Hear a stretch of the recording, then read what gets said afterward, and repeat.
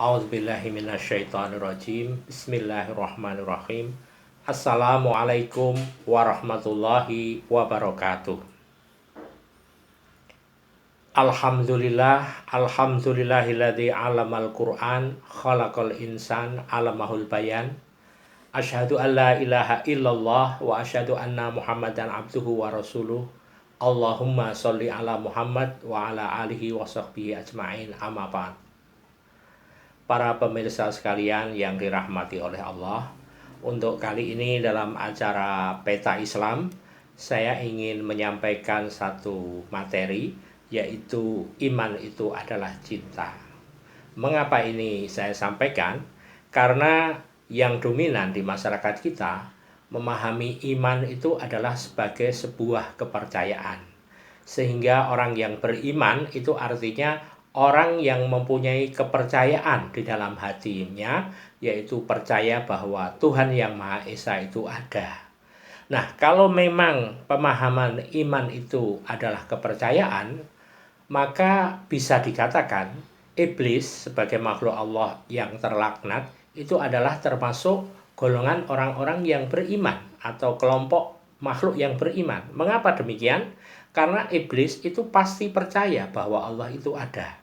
Karena iblis pernah berdialog dengan Allah waktu ketika Allah menjelaskan tentang Adam. Allah memerintahkan usjudu li Adama, bersujudlah kalian kepada Adam, maka para malaikat bersujud kecuali iblis. Aba wastakbar wa kana minal kafirin.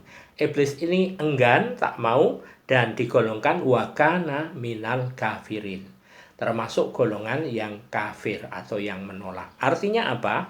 Artinya percaya saja itu tidak menjamin ya suatu kelompok atau satu golongan atau orang ya itu untuk disebut sebagai mukmin. Nah, dari situlah maka kita akan mencoba melihat kembali bagaimana Al-Qur'an menerangkan tentang iman dan bagaimana Rasulullah juga menerangkan tentang iman. Maka baiklah kita bicarakan, yaitu iman itu adalah cinta. Nah, di dalam cinta atau misalnya kita mencintai makhluk ya, misalnya kita mencintai ibu kita atau mencintai pacar atau istri kita ya, itu semuanya mengenal apa yang disebut dengan rukun daripada cinta. Rukun cinta ini sekurang-kurangnya itu ada 5 ya. Yang pertama, orang yang jatuh cinta itu biasanya yang pertama itu bila disebut namanya akan bergetar hatinya ya. Jadi kalau kita mencintai seseorang, maka ketika nama orang itu disebut, hati kita itu akan bergetar. Nah, itu kalau benar-benar ada rasa cinta. Kemudian yang kedua, orang yang jatuh cinta itu selalu ingin membaca suratnya atau ingin tahu kabar keadaannya. Maka begitulah, kalau kita punya cinta kepada seseorang, maka kita ingin selalu tahu kabarnya, baik itu melalui surat maupun melalui yang lain ya. Kemudian yang ketiga, orang yang jatuh cinta itu selalu ingin dekat dengannya. Jadi dia selalu tidak mau berjauh-jauhan, maunya itu dekat atau nempel atau dekat sekali dengan yang dicintainya.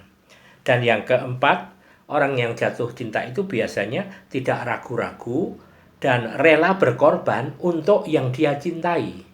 Jadi kalau kita punya pacar atau punya sesuatu yang benar-benar sangat kita cintai, kita itu rela untuk misalnya mentraktir, membayari dulu ya makanan-makanan yang mau diberikan kepadanya, itu mau-mau saja ya, karena itu adalah bukti rasa cintanya, yaitu rela dan tidak ragu-ragu berkorban untuk si dia.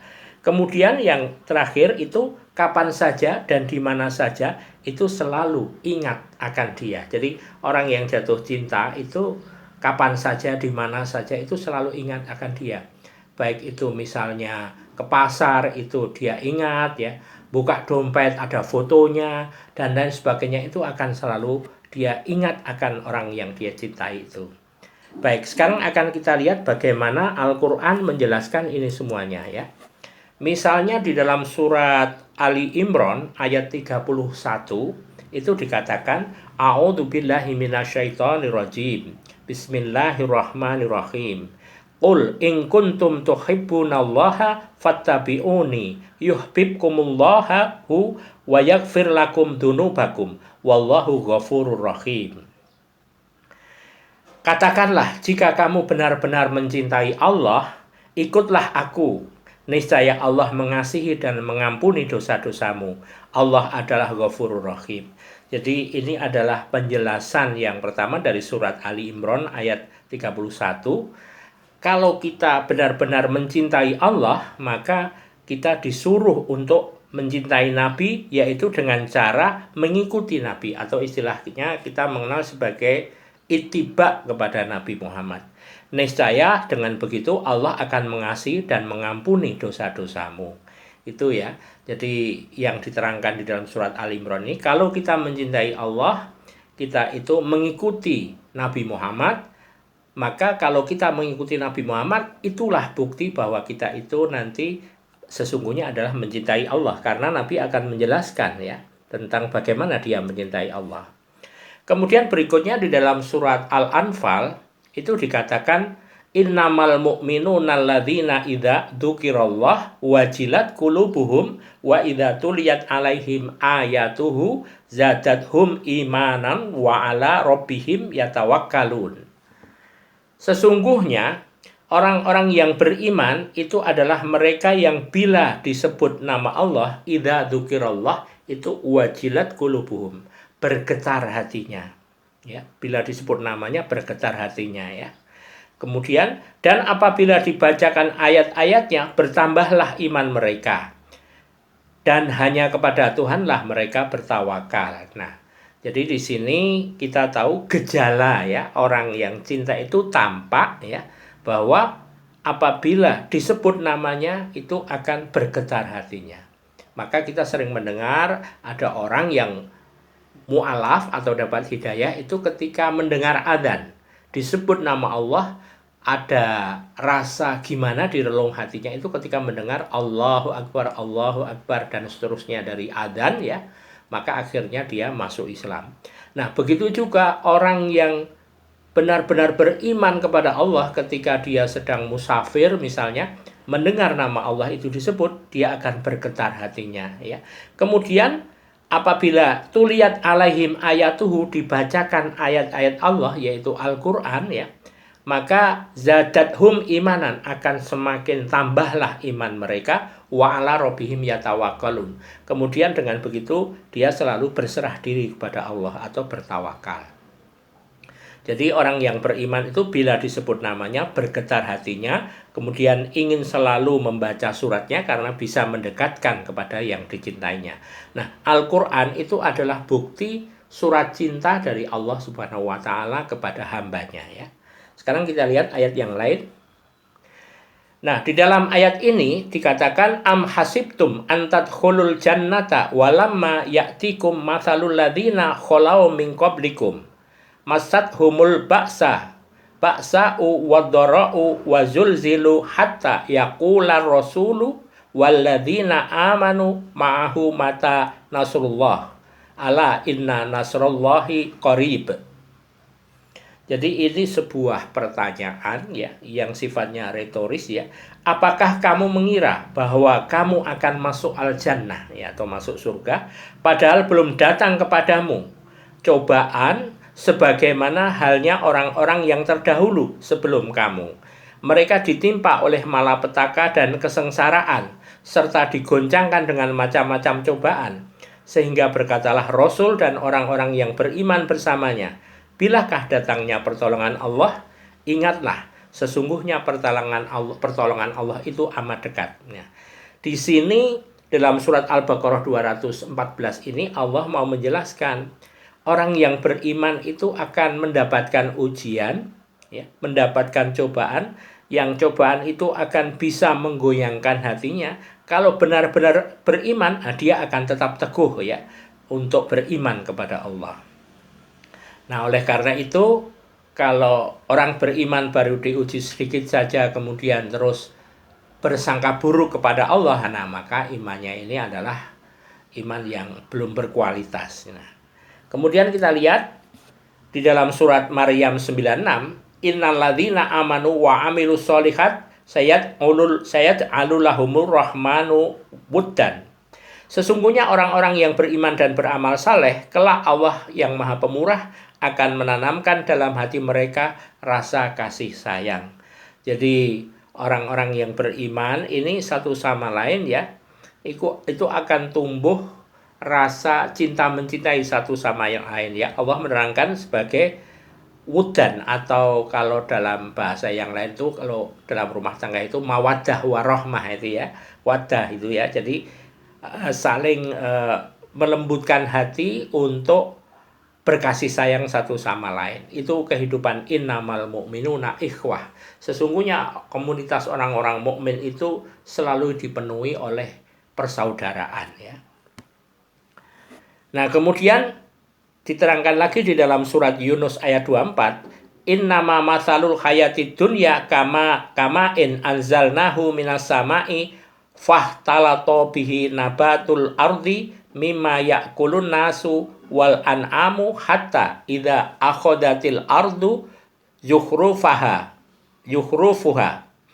wa azzanat wa dhanna ahluha annahum qadiruna 'alaiha ataha amruna lailan aw naharon faja'alnaha hasidan ka'allam tagna bil amsi kadzalika tufassilul ayati liqaumi yatafakkarun.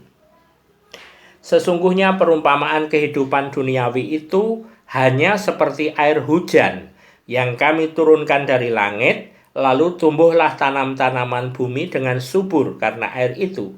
Di antaranya ada yang dimakan manusia dan hewan ternak, sehingga apabila bumi itu telah sempurna keindahannya dan berhias, dan pemiliknya mengira bahwa mereka pasti menguasainya, memetik hasilnya, datanglah kepadanya azab kami pada waktu malam atau siang.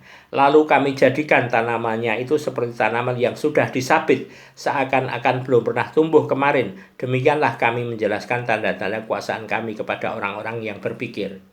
Jadi orang-orang yang beriman itu meyakini ini ya, bahwa kehidupan dunia itu seperti permisalan sebuah taman di mana dia mengalami proses tumbuh, berkembang, begitu seterusnya, sehingga akhirnya akan menua, kemudian akan mengalami kehancuran. Nah, jadi dalam hidup yang terbatas itulah orang-orang yang beriman ini akan selalu melakukan perbuatan-perbuatan, yaitu melakukan iman dan amal soleh, sehingga hidupnya nanti akan menjadi tidak rugi. Kemudian dia juga melakukan tawasau bil haq dan tawasau bis sabr, saling nasihati dalam hal kesabaran maupun kebenaran ya.